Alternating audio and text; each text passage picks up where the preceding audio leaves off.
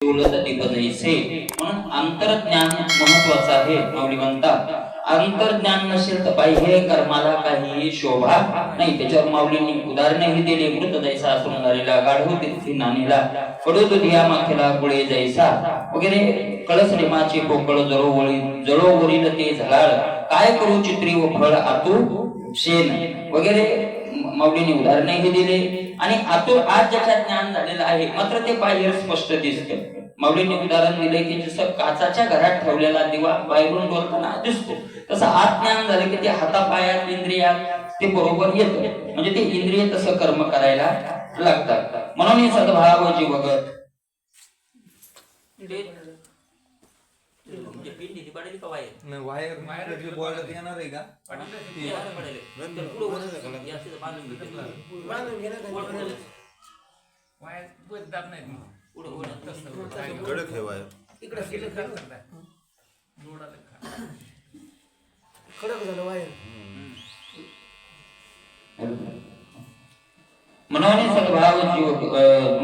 म्हणून सद्भाव जीवगत बाहेर दिसे फांकत स्फटिक ग्रहीचे डोलत दीप जैसे. त्याप्रमाणे ते बाहेर फक्त म्हणजे बाहेर काय दिसतं बा आत्मज्ञान झालेलं आहे तर बाहेर काय लक्षणं दिसतात. माऊलींनी गोड त्याचं वर्णन केलेलं आहे. विकल्प जेने उपजे नातेली विकृती निपजे, अप्रवृत्तीची बीजे अंकुर घेती, ते ऐके देखे अथवा भेटे, परी मनी काहीची नुमटे, मेघ रंगे न काटे योम जैसे. विकल्प जेने उपजे, ज्या घटनेनं विकल्प निर्माण होतो. आता इथं मला विकल्प निर्माण झाला आहे का नाही, म्हणजे वाईट विचार मनात येणं याला काय म्हणतात विकल्प. संकल्प म्हणजे सत विषय केलेला जो हे असतो त्याला संकल्प म्हणतात. आणि विषय भोगावा असं वाटणं याचंच नाव काय आहे विकल्प आहे का नाही. त्या विषयाचा आनंद घ्यावा आपण असं वाटणं. संकल्प विकल्पाच्या काय व्याख्या आहे पण स्पष्ट सरळ हीच व्याख्या आहे. भजन करावं वाटणं हा संकल्प. आणि भजन करून कथा ऐकण्या वाचून देवाचे चिंतन करण्या वाचून तीर्थयात्रा करण्या वाचून जे जे काही मनात येईल थोडक्यात ब्रह्माविषयीचा विचार मनात येणे याला संकल्प म्हणा. आणि मायेचा विचार मनात येणे याला विकल्प म्हणा. बस बाकी दुसरा संकल्प विकल्पाची व्याख्या करायचं कारण नाही आहे का नाही. मग विकल्प जेने उपजे, ज्यामुळे आपल्याला विकल्प काय होतो निर्माण होतो. विषय भोगावे वाटतात किंवा नातीली विकृती निपजे, नसलेला विकार मनामध्ये निर्माण होतो. नसलेला विकार मनामध्ये काय होणं निर्माण होणं आहे का नाही. विकृती विकार काम विषयाचा किंवा कामाचा विकार, क्रोधाचा विकार वगैरे विकार निर्माण होणं. अप्रवृत्तीचे बीजे अंकुर घेते, निषिद्ध कर्म करावं असं नाही, निषिद्ध कर्माचं बीज तयार होतं. म्हणजे त्या कर्माला आरंभ होतो. निषिद्ध कर्म करण्याला काय होतो आरंभ होतो. ते कशामुळे होतं विकल्प कशामुळे निर्माण होतो किंवा नसलेला विकार कशामुळे निर्माण होतो, निषिद्ध कर्म करण्याची प्रवृत्ती कशामुळे होते तर या तीन गोष्टीमुळे होते. मौलिक ज्ञानोबा सांगता येईल ते ऐके देखे अथवा भेटे. ते ऐकलं त्या विषयाविषयी ऐकलं की तो विषय भोगण्याची माणसाला काय होते इच्छा होते. त्याविषयी इच्छा निर्माण होते.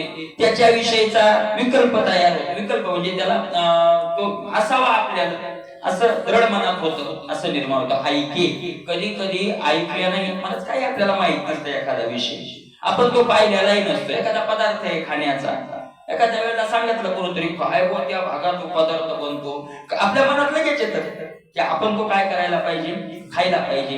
एखाद्या कोणत्या विषयाविषयी ऐकलं की त्या विषयाला भोगण्याची मनात इच्छा निर्माण होते. ऐकल्यानं होत आहे का नाही. अरे बऱ्याच वेळेला आता हे जे मोठाले लोक असतात ना, म्हणजे मोठाले म्हणजे पहिले पूर्वीचे काय म्हणता येईल त्याला जमीनदार बलाढ्य उन्मत्त झालेले, बापानं भरपूर कमवून ठेवलंय, काही एक कसर नाही, गर्भी श्रीमंत, जीवन घाललं तरी त्यात म्हणजे काय राहिलं ते खपत नाही, आहे संपत नाही जीवनभर. मग अशांना लोकांना येऊन सांगणारे असतात, हो इकडं असेल, तिकडं तसे, इकडं हे असेल, आणि मग ते त्या ऐकण्याहून तिकडं जाऊन काय करत राहतात, उन्मत्तपणा करत राहतात. ऐकूनच केलं का नाही, ऐकूनच झालं ना. ती बाई जर गेली नसती सांगायला, ती शूर्पणखा ऐकल्याने विकार निर्माण होता, अथवा भेटे देखे पाहिल्याने काय होतात, विकार निर्माण होतात, पाहिल्याने विकार निर्माण होतात. महाराज, आपण बहुतेक विकार आपल्याला पाहण्यानं, आपण टीव्ही पाहतो, टीव्ही पाहिल्यामुळे विकार काय होतात, निर्माण होतात. कोणत्या असेल, देखे अथवा भेटे, किंवा आपल्याला प्रत्यक्ष ते काय झालेलं आहे, भेटलेलं आहे.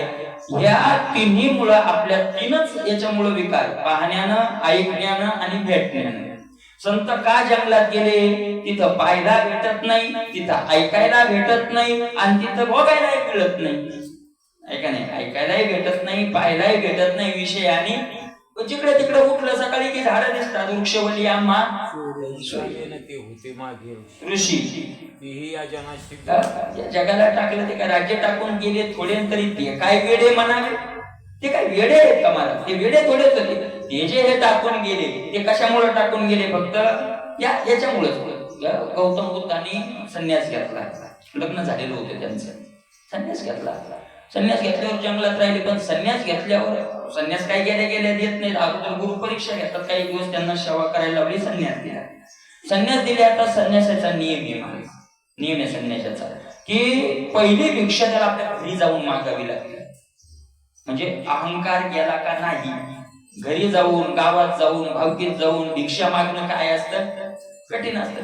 महाराज, आपण जर कुठे फिरायला गेलो तर कुशाल भाकर मागू एखादी, पण ओळखीचं घर असलं तर मला भाकर द्या, माझ्या भाकरी मागायला, असे अपमानातून अहंकार असतो. म्हणून पहिली भिक्षा घरी, ते घरी मागायला, भिक्षा मागायला आली, पत्नीच भिक्षा वाढायला आली, घरात जायचं नाही, संन्यास घेतलेला आहे. पत्नीनं विचारलं, पत्नी काय महाराज की अधिकारी असेल, पत्नीनं विचारलं कुठे गेलतात, जंगलात. कशाला गेलतात, म्हणे संन्यास घ्यायला. काय शिकला संन्यास घेऊन, त्यांनी सांगितलं संन्यास घेऊन हे शिकलोय की सगळीकडे ब्रह्म भरलेला आहे, सगळीकडे देव आहे. आपल्या थोडक्या भाषेत सगळीकडे काय आहे, देव आहे. ते म्हणले घरात, म्हणजे घरातही आहे, माझ्यात म्हणजे तुझ्यातही आहे, म्हणजे राज्यात म्हणजे राज्यातही आहे. मग हे जर सगळं कळत होतं, तर हे तुम्ही जंगलात का गेले, घरात जर देव होता तर जंगलात का गेले.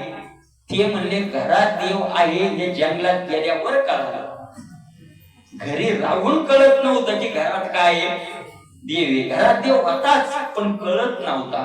ते कळण्याकरता मला घराचा काय करावा लागला, त्याग करावा लागला, त्याच्यामुळे तर जावं लागलं, तिकडे विषयच भेटत नाही, आहे का नाही.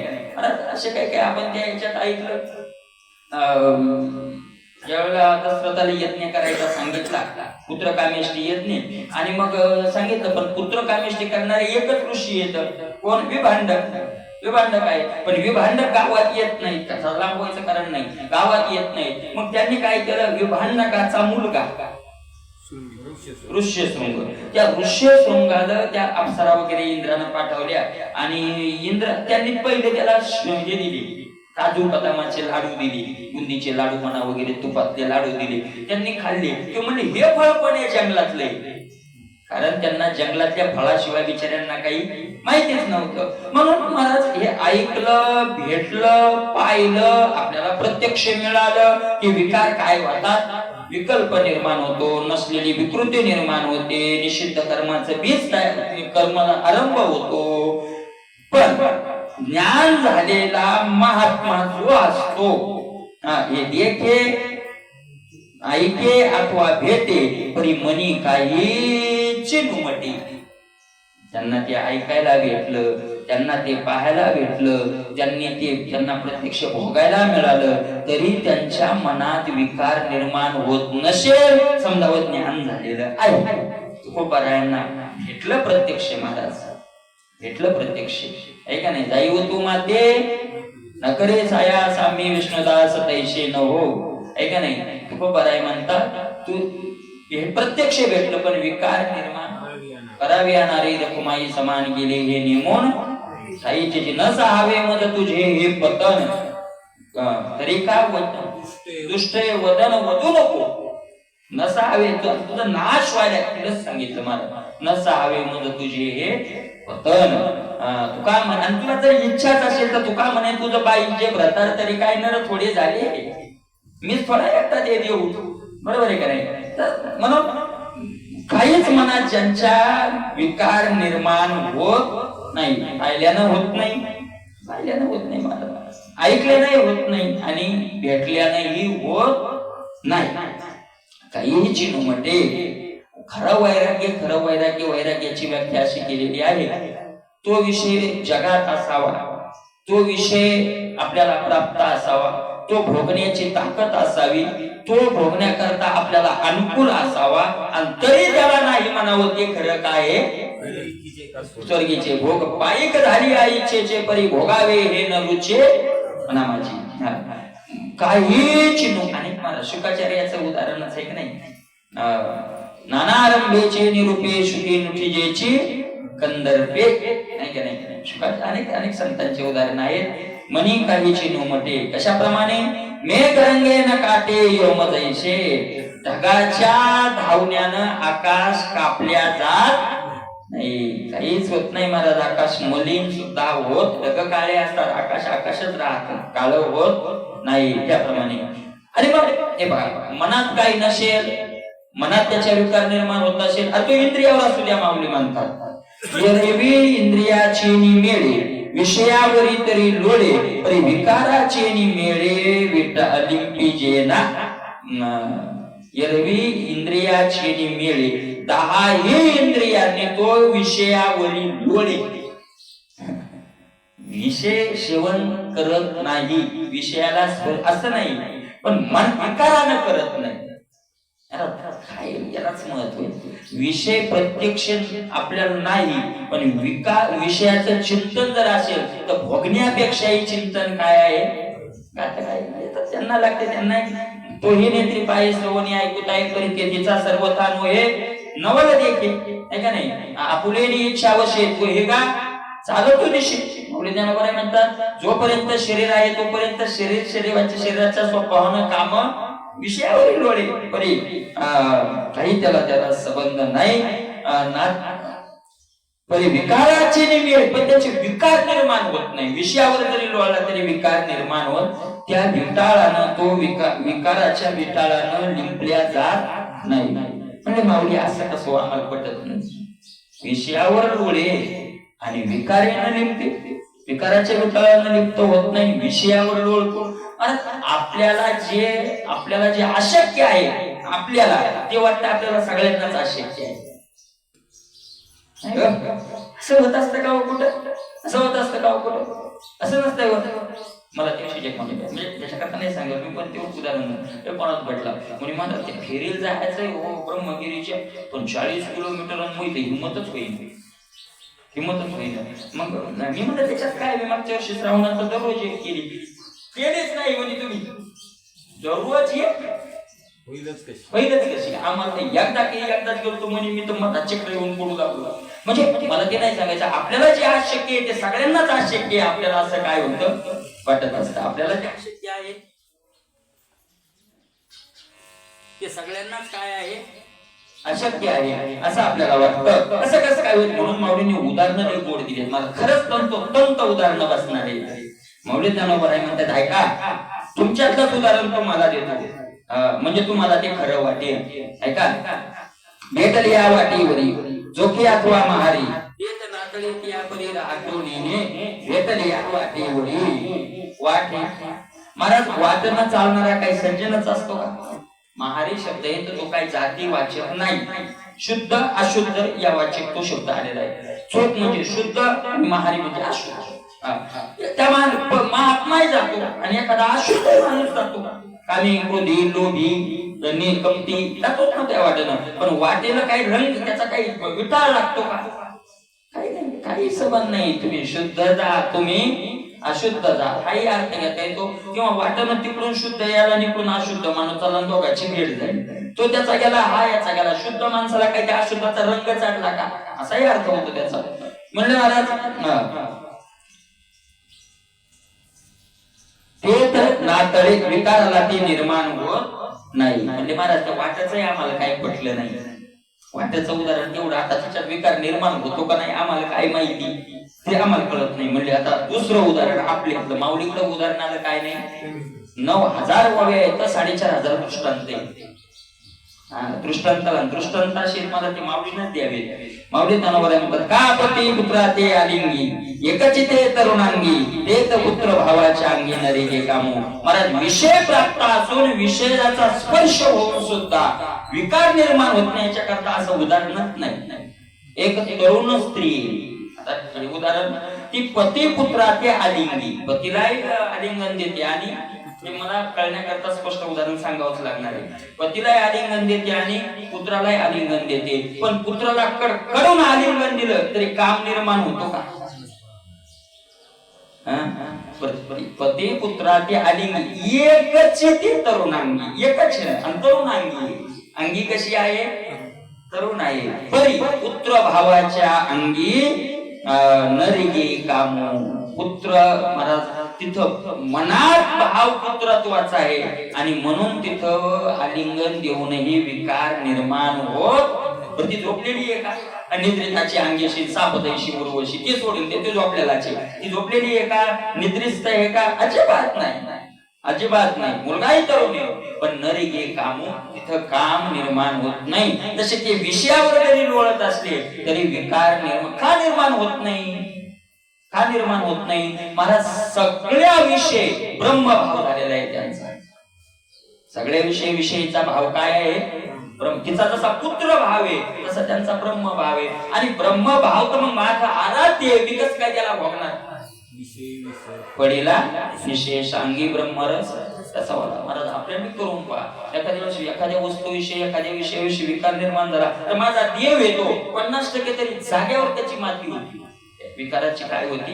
माती. देवच आहे ना सगळ्यात, माझा ब्रह्म आहे. आणि मग माझा देव जर म्हटलं तर माझा निंदा स्तुती या सगळ्यातच तो त्याचा हे होत जाते. एखाद्याने आपल्याला शिव्या दिल्या, मला सांगा पांडुरंगाने येऊन आपल्याला प्रत्यक्ष शिव्या दिल्या तर आनंद होईल का दुःख होईल? पांडुरंगाने प्रत्यक्ष विटेवरून येऊन जर शिव्या दिल्या तर आनंद होईल का दुःख होईल? तसं देणार नाही, तो शिवी देणार नाही आपल्याला, कारण त्यांना आपल्याला शिवी द्यावी एवढं आपलं काय नाही, माझं तरी नाही, तुमचं तुम्हाला खरंच सांगतो मी नाही.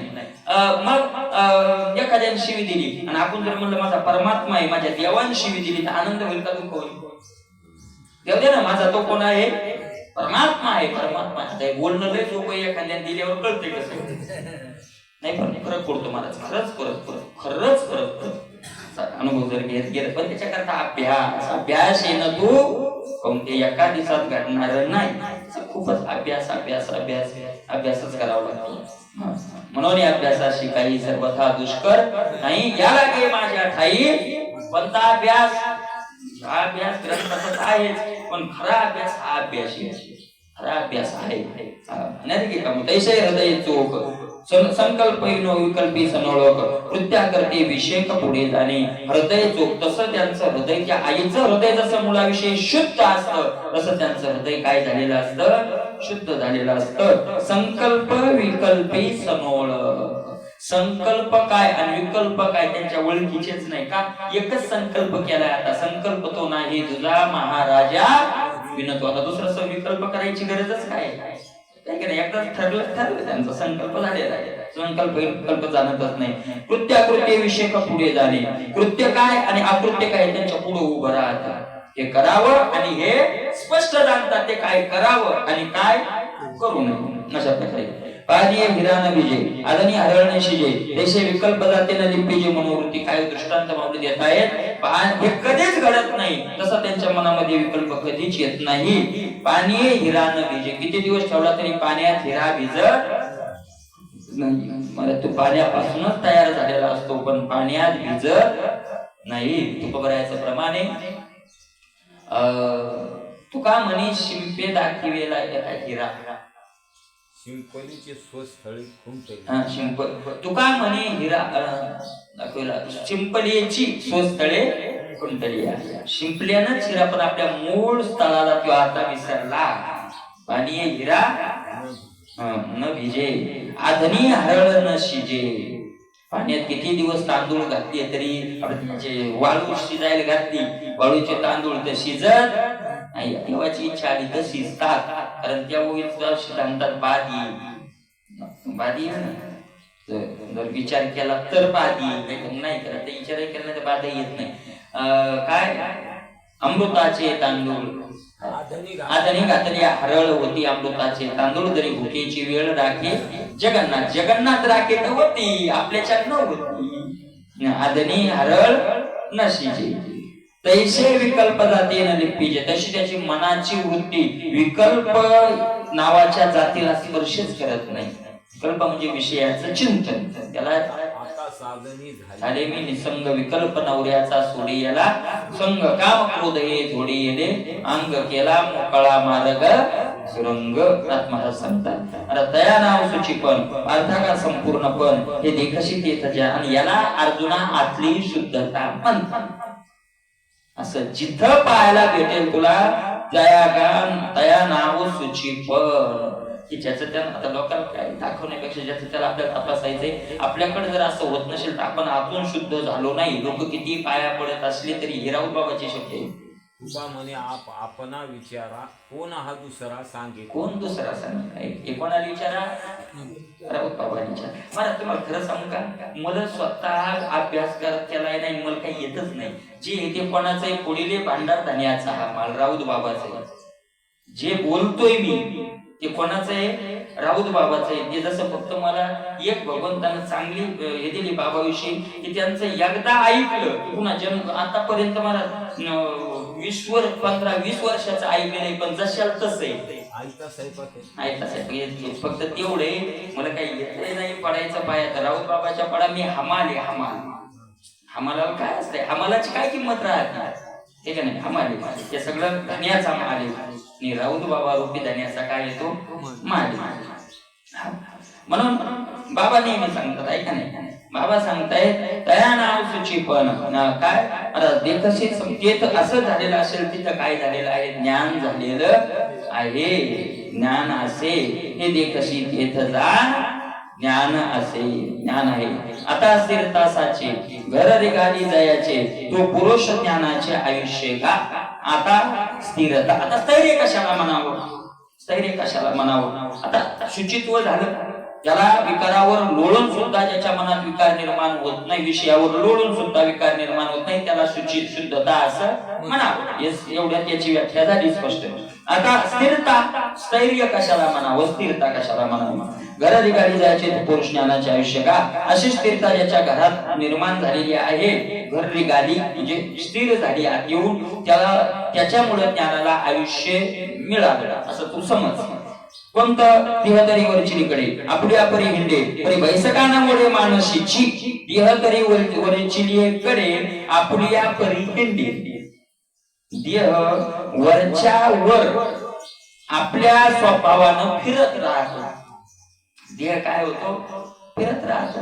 देह कधी शेती करेल, कधी यात्रा करेल, कधी ज्याच्या माग व्यापार करेल, कधी ज्याला आले भागात तरी तो जे आपल्या भागाला आलंय, आपल्या वंश परंपरेनं आलंय, आपल्या कुळानुसार आलंय, ते कर्म तो करत राहील.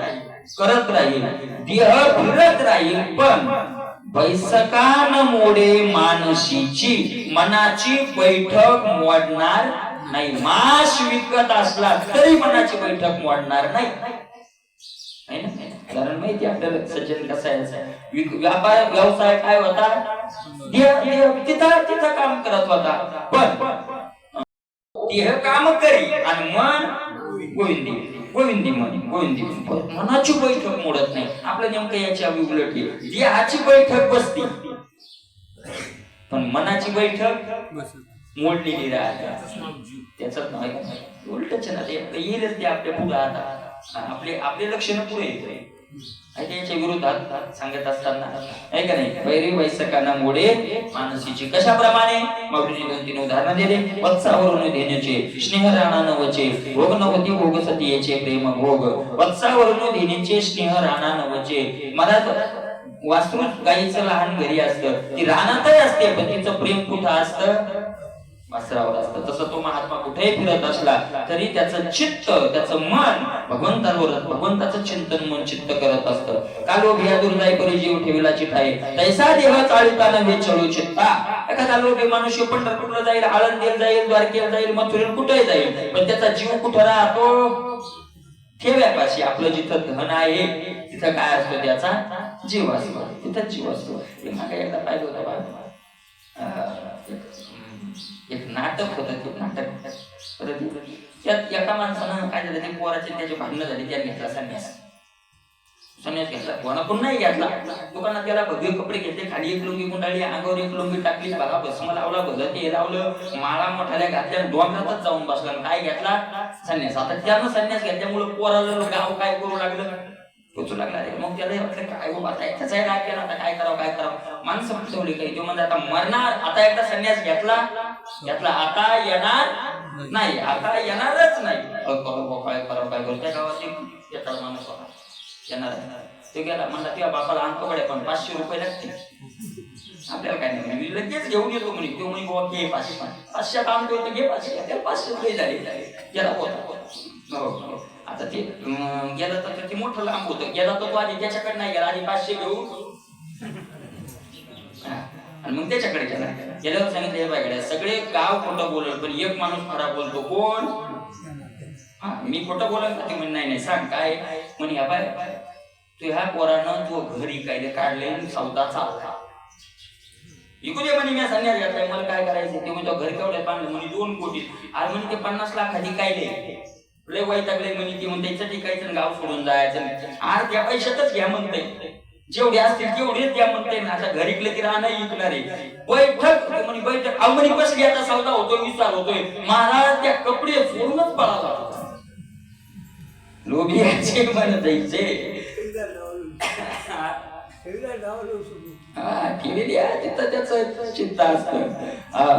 नव्हती भोग सतीयेचे, सतीच्या अंगावर भोग जरी दिसत असले, सतीचा खूप मोठी पूजा करायची म्हणून महाराज. माऊली सती जायची. काही भागात सतीचे मंदिर सुद्धा येतात आजही.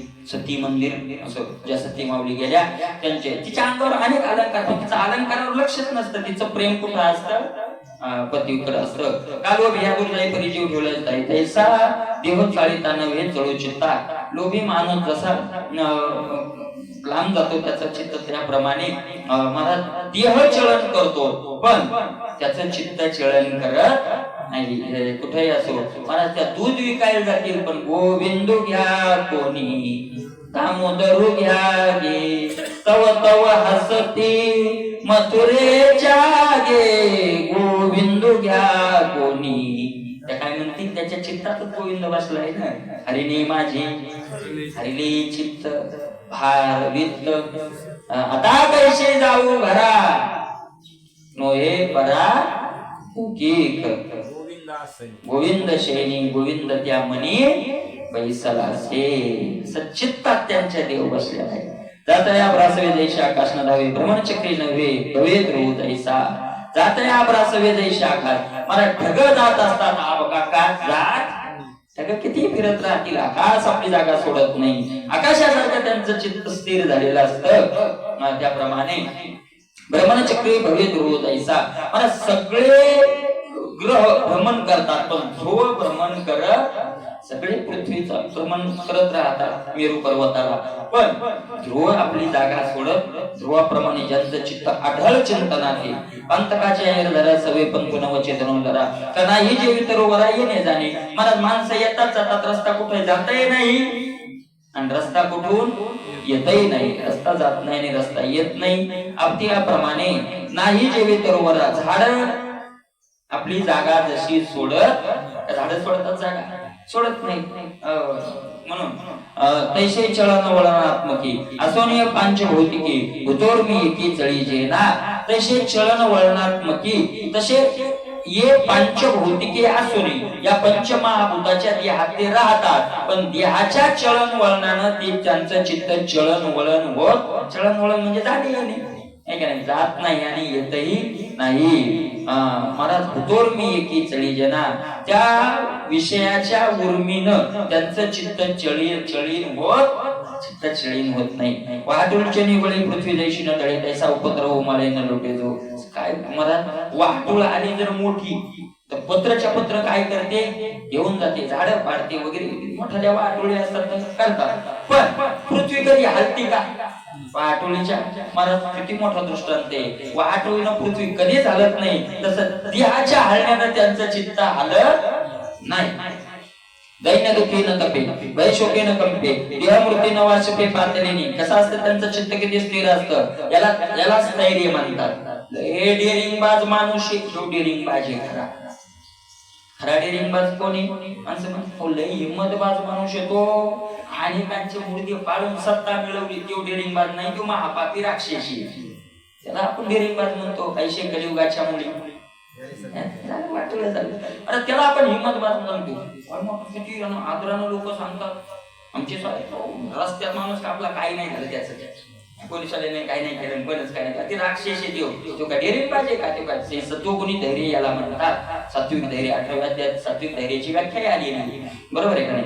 म्हणून ज्याप्रमाणे दैन्य दुःखी न तपे, दीनता दरिद्रता दुःख आलं त्यानं त्याचं चित्त तप्त होत नाही. किती गरिबी होती आणि काय सुदाम्यावर गरिबी होती महाराज. तुम्ही जर पहा जे रामानंद सागरांनी जे बनवले श्रीकृष्ण मालिका, त्याच्यात सुदाम्याचे, कारण वाचण्यापेक्षा पाहण्यात वेगळं असतं. तुम्ही पहा त्याच्यावर, मला डोळ्यातून अश्रू आल्याशिवाय राहत नाही, एवढी दरिद्रता, किती गरिबी महाराज. एवढं दुःख होतं पण तप्त झाले नाही महाराज. एक विचार करतो आपण, तुकोबार आहे पाहतोय, सदैव वैकुंठाला गेले, जया पूजिली आजारी, पण मागचंही पहा ना महाराज. एक विचार करा, घरात तुकोबार आहे, बायको बिमार आहे आणि बायको फक्त खायला मागायची. काय मागायची? फक्त खायला मागायची. स्त्री एकी अन्न करिता मेली. मला दुःख होत नसेल काय? साधं संकट आहे. पोरग मेलं, बायको दुसरी होती ती मेली असेल, तो माणसाला बिमार होती म्हणजे बरी मेली. पोरग मेलं, मुलगा मेला, स्वतः मायबाप मेले, मुलगा मेल्यावर आणि कशामुळे मेलाय? फक्त मला न तपे, दैन्य दुःखी चित्त न तपे तपत नाही मला, तप्त होत नाही. आणि तुम्हाला सांगू का, खरी हे मोठे लोक आहेत, माणसं म्हणतात महाराज, मला एक माणूस म्हणे, महाराज तुम्ही आता एक खोली तरी बांधा म्हणे, चांगली सलागची चांगली अशी. म्हणलं कशामुळं? मोठाले लोक येतात म्हणे घरी, मोठाले येते. तुम्हाला सांगू का, मोठाले येतात ते खरे, पण मोठा कोण? मोठ्याची व्याख्या काय? मोठ्याची आधी व्याख्या आपल्या मनानं मोठ्याची व्याख्या ठरवावी लागेल, दृढ करावी लागेल, आणि मग त्याला आपण मोठा मानू. मोठा कोणी मोठा? या लक्षणात जो बसतोय तो मोठा आहे. ज्ञानाचे सगळे लक्षणं जे आपण ऐकत आलो किंवा ऐकणार आहोत, या लक्षणात बसतो तो काय आहे? मोठा आहे. आणि तेवढा मोठा आपल्या घरी जर आला तर तो आपल्या घर पाहून येत नाही, आपलं चित्त पाहून येतो. त्याला घराला काय करायचंय? तो घर पाहून येत नाही, तो पाहून येतो. त्याला तो व्यक्ती झोपडीत राहतोय का झाडाखाली राहतोय का तो कुठं राहतोय, कसा काय खातोय का उपाशी राहतोय, हे पाहून ये. मोठा व्यक्ती घरी येतो. मला जाऊ द्या, आता मोठ्या व्यक्तीची व्याख्या सांगू का? तुमचा लौकिक वैभव पाहून येतो तो मोठा नाही, तो नीच आहे. आणि तुमचा शुद्धी पाहून येतो तो नीच नाही, तो खरा मोठा आहे. आजी आले ऋषिकेशी, काय तू बरायच्या घरी होतो, कोप मोडकी काय करू कन्या भाकरीचे खाणे, दरदरीत पाण्या माझी रांजी येल्या, कन्या मोडक्याच बाजावरी वाकळाच्या. काय होतं तू बरायच्या घरी? काय होतं? काही नाही, पण पाहुणे घराशी आजी आले ऋषिकेशी. महाराज आपण इच्छा करावी मोठा आपल्या घरी यावं, पण आपलं चित्त पाहून मोठा यावं याची काय? लोक हसावेत याची लाज वाटावी महाराज, कोण हसताय आपल्याला, पण लोक हसतील याची नाही, मग ते हसतील संत.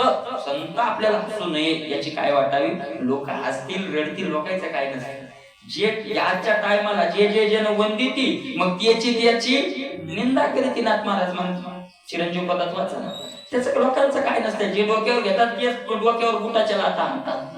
लोकांचं काय, आसाराम बापूला लाखो लोकांनी डोक्यावर घेतलं, लाखो लोकांनी खेकड्याची माळ घातली, काय लोकांचं असतंय महाराज, लोकांना काही त्यातलं माहित नसतं. म्हणून संत निंदू नये आपल्याला अशा प्रकारचे, आणि हे खरी मोठी येतं. म्हणून लक्षातच ठेवा, मोठा आपल्या घरी आला तर तो खरा मोठा आहे, की तो घर पाहून आला तो खरा काय नाही. अरे घर पाहून मला दोन वैभव पाहून तो व्यश्य घरी येते, मग तिला काय मोठं म्हणणार का? चित्त पाहून येते, यशा आपल्या घरी चित्त पाहून येते का, घर पाहून? हा विचार मला आज सकाळी 4 वाजता आला. काही कुठं मी वाचलं नाही, ऐकलं नाही, उगा 4 वाजता डोळे उघडले आणि उघडल्या काहीतरी येत आलं मनात. ते मोठा कसं काय आलं ते भगवंताचं, पण ते भविष्य सगळा घडला आणि मग ते आज पुढे आलं. तुम्हाला एक सांगू का, आपण नुसतं नामस्मरण करत राहा, कोणताही अभंग असू द्या, त्याचं अभंगाची जी लिंक असते ती चिंतन कसं येत जातं, माऊलीचं फक्त ध्यान करत राहिले की आपोआप येतो. तुम्हाला ज्ञानेश्वरीनं खरंच अंतःकरणातून माऊलीचं ध्यान करा. ज्ञानेश्वरी शब्दशः तरी माऊलीच्या कृपेनं काय होते कळते, याच्यापेक्षा ज्ञानेश्वरी आपल्याला कृपा करते, कळो का नको. आणि ज्ञानेश्वरीची कृपा म्हणजे या लक्षणात बसायला सुरुवात होणार नाही का नाही. म्हणून दैन्य भयशोकीनं कापते, भीतीनं शोकानं कापल्या जात. आपण थरथर कापतो महाराज, चांगली भीती असेल ना तर माणसाचं शरीर काय होतं, घाम येतो, थरथर थरथर. अष्टसात्विक भाव आणि भय याचे लक्षण जवळपास सारखे. शरीराला थरथर काप येणं, अंगाला घाम येणं, तोंड कोरडं करणं, कंठ दाटून येणं, आहे का नाही. हे अष्टसात्विक भावाचे आणि याचे लक्षण जवळजवळ काय आहे, समान आहे. आणि म्हणून भयशोकीनं कंपे, भयानं शोकानं जो कापल्या जात नाही. देहमृत्यूनं वासपे पातलेनी, देहावर मृत्यू येऊन पडला तरी तो घाबरत नाही, घाबरतच नाही. प्रेमानंद बाबाला विचारलं एक जणांनी, बाबा तुम्हाला जर आता मृत्यू आता येत असला तर तुमची काय भावना असेल? ते म्हणले, मी तीच वाट पाहायला, कारण मी या पिंजऱ्यात अडकलोय, माझ्या मालकाच्या भेटीला जायचं, यो पिंजरा जाऊ देत नाही, आणि मालकाच्या घरी जायचं असेल तर मग ते यांचं उदाहरण भगत सिंगाचं. भगत सिंगाला फाशी ठरली, सकाळी आले ते लोक, सांगितलं आज तुम्हाला फाशी 10 वाजता. भगत सिंगाचं वाचा, फाशी तुम्ही, आणि फाशी देणाऱ्या शेवटची इच्छा विचारल्या जाते, काय इच्छा आहे तुझी, काय हृदय का असेल महाराज, किती पवित्र अनुचित्त असेल. त्यांनी सांगितलं, नाव घ्यायला पाहिजे, माझी दाढी करा, मला चांगले साबण आणा, मला चांगलं स्नान घाला, आणि मला नवे कपडे, भारी कपडे माझ्या अंगावर घाला. थोडी आरबळली, मग डोक्यावर परिणाम. त्यांनी सांगितलं, असं का? दुसरी इच्छा. त्याने म्हणले, मला हीच इच्छा आहे. म्हणले का? म्हणले मला माझ्या मालकाकडे जायचं, असा मळमळ कसा जाऊ, मला कुठं जायचंय, माझ्या मालकाकडे जायचंय, आणि एवढ्या मोठ्या वैभवाच्या धन्याकडे जायचंय, तर सदा दिवाळ्याला अंगावर मळ जलातलं हे होतं ते मळमळ कस काय जाणार. म्हणून मला पवित्र करा, मला आता कोणाची भेट घ्यायची, माझ्या मालकाची. किती दृढ विश्वास, किती अंतःकरणाची पवित्रता असेल. या लोकांनी त्यांना मागे टाकलं महाराजांनी, दुसरीच पुढे आणली. भगत सिंगासारख्यांना चरित्र त्यांचे काय केले, सुखदेव काय महात्मा होते महाराज, आहे का नाही. अरे देशात मला जेवढा आपलं जीवन भगवंताच्या चिंतनात घालणार आहे, त्याही पेक्षा श्रेष्ठ किंवा तेवढाच श्रेष्ठ कोणी देशाचा संरक्षण करणार आहे. म्हणून निंदा देह मृत्यू न वाशिपे, देहाच्या मृत्यून तो घाबरत अंगावर आला तर उलट चांगलं बाहेर महाराज, का नाही. आपण एखाद्याच्या बंदिवासात येतो, तो सोडून द्यायला आपल्याला आनंद होणार आहे ना. तसे आपण इथं काय पडलेलो आहोत, मरण भले परी काही अवकळा ऐशी, असं झालंय ना. मजा आठव अनशी, आहे का नाही. नको हा योग कष्ट होता ती जीवाशी, एक होत नाही. आरती अशा कोड्या कोड आहेत महाराजा, म्हणून कमी होतील जरा. आरती अशा पडी भरे, वय व्याधी गजरे, उजू असता पाठीमोरे नवे चित्त. आरती अशा पडी भरे, आरती म्हणजे इच्छा, आहे का नाही. आशा म्हणजे इच्छेनं आशेनं यांचा पडी भर, कोडीवर म्हणजे जोरात इच्छा निर्माण झाली, आशा तयार झाली, किंवा वय व्याधी गजेर, वयानं गजेर घेतला. वयानं गजेर घेणं म्हणजे कुंडली कवरती असा गजेर घेतला वयानं. कशाचा? आलंय जवळ आता, वय संपत आलं, व्याधीनं गजेर घेतला. सगळे रोग काय व्हायला लागले ऐका नाही. ते उभी नावली त्यानं करायची काय की ज्या वेळेला आयुष्य संपत त्यावेळेस पंचमा होता आपले गठुडे बांधायला काय करतात, आयुष्याचे सूत्र बिघडता उमटे भूतांची कडालता. याची याची युगांतून मला आपल्याला जर आता म्हातारी माणसं कोणी म्हाताऱ्याला बोला, बाबा बरं आहे का, आजी बरं आहे का, काय बाबा हे दुखत आहे, काही नाही. आता ज्या त्या भूताना आपली गठुडे बांधायला काय केली, आता आपला मठ मोकळा होणार आहे, काला होण्याची वेळ आली. आता काय होणार आहे त्याच्यात? उगत तक्रार करण्यात अर्थ काय अर्थ आहे? आपल्या वाटा निघतात, आपल्या आपल्या मार्गाला काय होतात ते बिचारे निघतात. आणि मग निघायच्या आधी प्रसाद आणणं हे करणं त्यांची खडबड चालू होतीच नाही, निघायच्या अगोदर होतच नाही का नाही. म्हणून आकाश निस्तेच दंडी आर्थिक वैव्याधी गजरे उजू असता त्याच्या समोर सगळं तयार आहे. उजू म्हणजे समोर. ऐका, आशेचा मरी भारे, इच्छेचा पडी भारे, वयानं व्याधीनं रोगानं गजेर केला आहे. जगण्याची आशा असतेच ना, ऐका नाही. वाचवा म्हातारे माणसं म्हणजे दोन्ही करी काय लावा माया पोराला, पण मला वाचवा असतं ना ते. उजू असता समोर असता, समोर सगळं तयार आहे, पण चित्त पाठी मोरे नव्हे. चित्त त्याच्याकडं फिरत सुद्धा मरणी दिसे टवटवा. सव्यात वर्णन केलं. मला त्या योग्याचं वर्णन करत असताना नथुराम बाबा परभणील होते.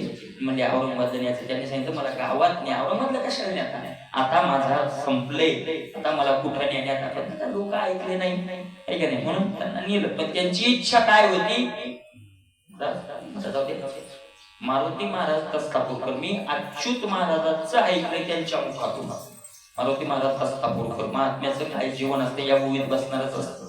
नांदेडला दवाखान्यात होते आणि त्यांना अटॅकचा काहीतरी थोडासा झटका आला होता आणि म्हणून ते ऍडमिट होते.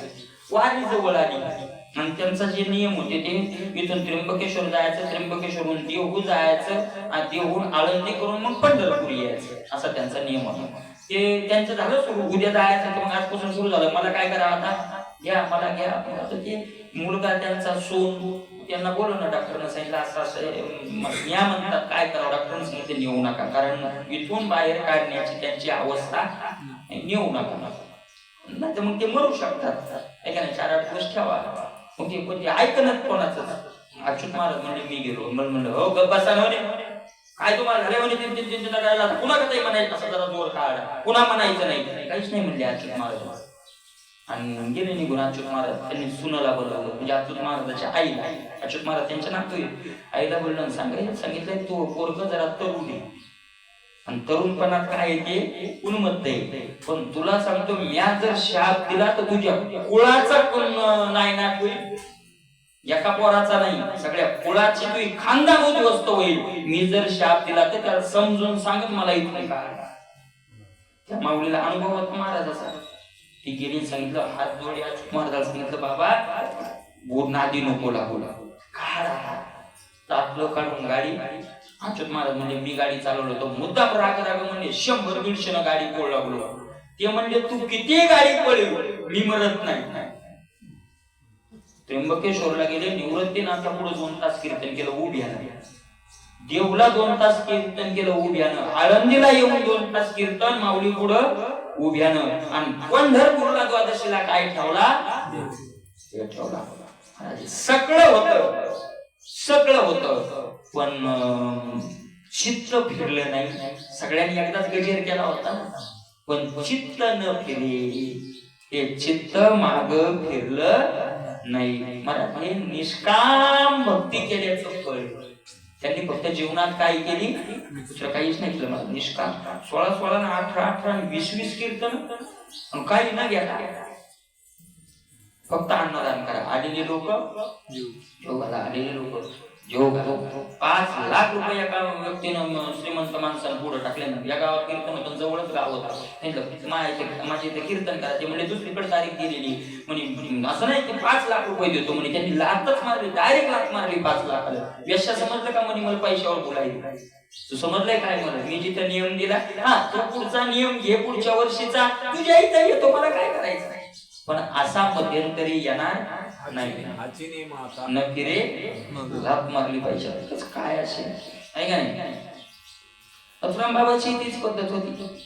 जे आहे का नाही, फक्त निष्काम भक्ती नव्हे चित्त पाठीमोरे चित्त नव्हे, चित्त माग फिरत नाही. निंदा निस्तेज दंडी कामलो भावर पडी, परी रोमान भेवाकुडी माणसाची. निंदा निस्तेज दंडी, महाराज निंदा झाली पहिली ना निंदा. आणि अशा मग तुम्हाला एक संस्कार एक तुम्ही डोक्यातच ठेवा. लोक लौकिकाच्या व्यवहाराच्या विरोधात आचरण सुरू झालं की लोकनिंदा सुरू झाली. लोकनिंदा लोकांच्या तुम्ही जेवढे उपयोगी पडाल तात्पुरती स्तुती करतात. आणि ज्या दिवशी तुम्ही 1000 वेळा एखाद्या माणसाच्या उपयोगी पडाल, एकदा पडू नका, तो काय करायला लागतो, निंदा करायला. दिल्या घेतल्याचे आहे महाराज. कोण नाही, घरचे असो दारचे असो कोणी असो, आपल्या उपयोगाने येत नाही त्याची काय सुरू होते, निंदा सुरू होते. निंदा सुरू होते. एक मुलगा होता महाराज, इतके माणसं एक मुलगा होता, 4 मुलं होते त्या व्यक्तीला म्हाताऱ्याला. आणि मुलगा एक म्हातारपणी त्याचे हातपाय दाबू लागला. एक पाहुणे भेटायला आले. आता ते मुलगा हातपाय दाबू लागला. त्यांनी विचारलं, बाबा किती पोरं आहेत तुम्हाला? तुम्ही 4 येतात. काय करतात? त्यांनी सांगितलं, एक इंजिनियर आहे, एक डॉक्टर आहे, एक मोठ्या नोकरीला आहे, सगळे चांगले निघले म्हणे, हे एकच नालायक नाही म्हणे. ते पाय दाबायला खरे मातीला येते का नाही भरोसा नाही. तरी त्या बिचाऱ्याला काय ठरवलं, कारण ते धनावरच सगळं निघलं आहे का नाही. धन कमी होतो लायक, ज्यात धन नाही कमी होतो निंदा होते. काय हरकत नाही, निंदा निस्तेज. मला काय असते, काही काही माणसं तुम्हाला एक सांगू का, जो देवाच्या मार्गी लागला, त्याजवळ धन नसलं, त्याच्याजवळ लौकिक दृष्टीनं काही वैभव नसलं, तरी देवाच्या कृपेने त्याचा मान वाढतो. झाले वाऱ्या हाती माप समर्थ होतो, कोणाची हे सत्ता झाली वाचा उदविता. मला झाले वाऱ्या हाती तुका म्हणे, या निश्चय माझे निरसले वय. ठीक नाही, मला भगवत मार्गाला लागलं की त्याचा मान वाढतो. आणि काही काही लोकांना तो मान खपत असे काय असतात, त्यांना नाही खपत. मग काय करतात ते, पहिली निंदा करतात. ही मार्गच येतो. निंदेनं जमलं नाही मग निस्तेज. 4 लोकात त्याचा अपमान करायचा, दंड. 4 लोकात काय करायचा, तुकोबरायचा केला नाही का, ज्ञानोबरायचा केला नाही का. गावीचे हे लोक आता येण्याचं वी सांडिली म्हणती, निवाडा करीती दिवाना. आहे का नाही. भले लोकी याची सांगितली, मात केला माझा घात दुर्बळाचा. पण तुकोबराकडे तुका म्हणे, यांचा संग नव्हे भला शोधित विठ्ठला चावा. निंदा होते. निंदा करून नाही जमलं की निस्तेज. 4 लोकात काय करायचा, अपमान करायचा. अहो तुम्ही आता काय म्हणाले, आम्हाला माहिती होतो कसा यायचा, काय माहिती द्यायलाच पाहिजे. निस्तेज करूनही जरी जमलं नाही तर मग दंड देतात. काठड्यान मारलं तुकोबरायला, शेण फेकून मारलं ज्ञानोबरायला, दंड देतात. गाताबुडी किती दंड दिला मला, दंड देतात. निंदा केली कोणी, निस्तेज केलं म्हणजे अपमान केला तोंडावर येऊन, कोणी दंड दिला, काम लोभावर पडली किंवा काम आणि लोभ अंगावर येऊन पडले, तर परी रोमान वे वाकुडी माणसाची. त्यांच्या मनाचा केस सुद्धा वाकडा होत नाही. दियावर कोणी दगड मारू द्या, कोणी काट्यानं मारू द्या, कोणी शेण फेकू द्या, कोणी निस्तेज करू द्या, कोणी दंड देऊ द्या. आता शिव्या दिल्या होत तुकोबरायला चालतात लोकात एकादशीच्या दिवशी. आणि हजारो लोक तुकोबरायच्या दर्शनाला यायचे. तुकोबरायचा महिमा वाढायला लागला, हजारो लोक कीर्तनाला दर्शनाला यायचे. तिथं काय दिल्या होत्या तुकोबराय, आपण डोळ्यानं पाहिलं उद्धव बाबाला. महाराज एकादशीच्या दिवशी लोकात येऊन वाईट बोलणे, अरे अरे अरे अरे. पण रोमान हे वाकुडी माणसाची, मनाचा रोम सुद्धा वाकडा होत. यावर काय येऊन पडत ते पडू द्या. संकल्पिला जे देवा आणि ठेवत येत. सगळं मला देवालाच काय केला तुका गेले माना मान सुख दुःखाचे तुका म्हणे चित्ती नाही वागवीत कंती. आणि मला त्यांचं शरीरच ब्रह्म झालेलं असतं. सकळ चिंता मनी शरीर जरी जाय अहंकार समूळ आशा निंदा हिंसा नाही कपट देह बुद्धी निर्मळ स्फटिक जैसा मोक्षाचे तीर्थ नलगे वाराणसी. बरोबर आहे का नाही? निंदा हिंसा हे कपट ही त्यांच्याकडूनही कोणाची होत नाही. दुसरा एक प्रमाण गोडी महाराज तो बरोबर आहे. चौकड्याचा अभंग आहे ऐशे ऐशे ऐशे ऐशे आणि भेटती ते साधू. त्यातलं तिसरं चरण अर्थ काम चाड नाही चित्ता मान मान मोह माया मिथ्या वर्ते जाणूनी वर्ते समाधानी जाणूनी नेनता साधू भेट देते तया अवचिता रे ऐशे ऐशे आणि भेटती ते साधू. बरोबर आहे का नाही? साधू भेट देते तया अवचिता रे. महाराज याला खरं म्हणतात. बघा निंदा निस्तेच काम परी रोमान हे वाकडी माणसाची आकाशे वसरो पृथ्वीवरी विरो परी नेने मोहरो चित्तवृत्ती. आकाशी वसरो आकाश अंगावर जवळ हे आकाश वर पडो पाये ब्रह्मगोळ भंगार राय वर वानर त्रिभुवन खाय तरी मी तुझीच वास पाहे का. असं शब्द विठोबा. आकाश वसरो पृथ्वीवरी विरो न करी आणि काचा पांगिला तुझा दास मी नाम धारक तुझाची अंकी. तुझाच मी काय राहील अंकित झालो तुझ्या. आकाशे वसरो पृथ्वीवरी विरो पृथ्वी सगळी काय होऊन जाओ विरून जाओ परी न मोहरो चित्तवृत्ती परी त्यांची चित्ताची वृत्ती न मोहरो मोहरणी म्हणजे फिरणी फिरत नाही. वृत्तीवरील सुखाचे शेजारी हाती आला. मला कशाप्रमाणे त्यांना त्यांचं मन बाहेर येत नाही कशाप्रमाणे त्यांच्या मनाला ती माहिती होत नाही. मला दृष्टांत लय गोड दिलाय माऊलीने. हाती आला फुली पासवना जेवण घाली जैसा न लोटे दुर्वाक्य शेली शेलीला जाता. हाती आला फुली हाती हाला फुली हाती हाला. हाती चालला होता एकानं फुल घेतलं एवढं लंब दांडू कमळाचं दांडू कसंही तोडलं आणि हाती हाला हाला म्हणजे हाणला मागून कशानं फुली फुलानं हाती हाणला. हाती माग पाहतो का अरे फुलानं हाणलेलं त्याला माहिती होत नाही. त्याचं कातड एवढं जे आहे की त्याला लाकूड हाणलेलं कळणं लाकडानं फुलानं काय कळणार आहे त्याला माहिती. महाराज उद्यावर दुःख येऊन पडतात पण ते दुःख आपल्याच डोंगरा एवढं दिसतात पण त्यांना ते फुलानं हाणले एवढाले दिसतात. थोरे देह दुःखाचे डोंगरे देह दती जोपा पडी भरे परिचित्त हाती आला पुढे वासवना जसा तो हाती मागे पाहत नाही कैसा न लोटे दुर्वाक्य शैली शेलीला साता तसा दुर्वाक्य शैली शेलीला शेलीला म्हणजे शेल का मला साधं बोलला नाही. दुर्वाक्य शैली दुर्वाक्य आणि त्याच्यातल्या शेल्क दुर्वाक्य म्हणजे वाईट बोलणं वेगळं आणि शेल्क म्हणजे तरी तो सांगत असताना माऊलीने सांगितले कृमारू क्रोधे भरे ऐशिया मंत्राची बीजाक्षरे.